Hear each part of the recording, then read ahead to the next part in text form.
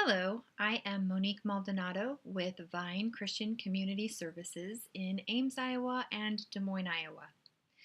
Today we are talking about cognitive distortions.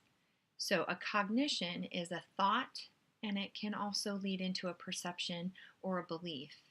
And obviously, a distortion is something that isn't truthful.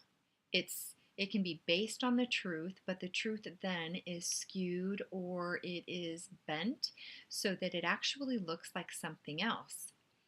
So imagine that you are at an amusement park and you go to the fun house where all of the mirrors are. And you go in front of the first mirror and you all of a sudden are like 10 feet tall and really pencil thin.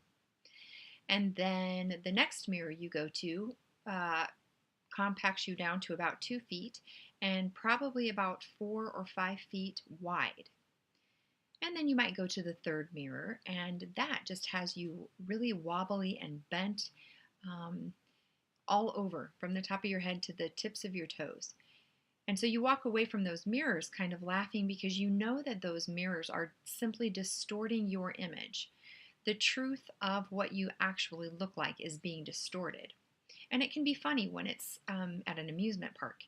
But when it comes to our thinking, it's actually quite dangerous. So here's why.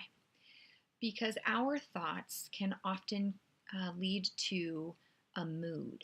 And our moods then can cause us to behave in certain ways and make decisions that we wouldn't typically want to make. So let's just say that I find out that my friends are having coffee without me. They didn't invite me. And I hear about that fact. It's a fact that they went out for coffee. But in my mind, because maybe I already don't really believe that I'm important, then my mind filters that fact and it distorts it so that then I'm collecting evidence to support the fact that I'm not important. My mind is skewing that fact to being something that it really isn't. My friends didn't really say that I'm not important. They probably didn't even stop to think that maybe I would want to go, or perhaps they really wanted some one-on-one time with one another. But none of that has to do with my value or my importance. But what happened is that fact got skewed and then the thought became distorted. And then that thought turned into depression or anxiety because when I'm thinking about not being important, then I'm believing that my value is less than what it really is.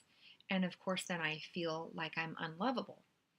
And so it's important to notice when we're having distorted thoughts so that we can correct them.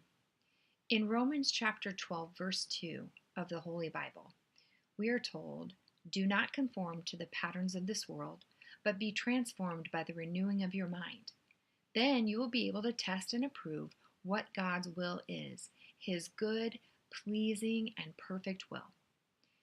So that's God telling us how we can survive this world.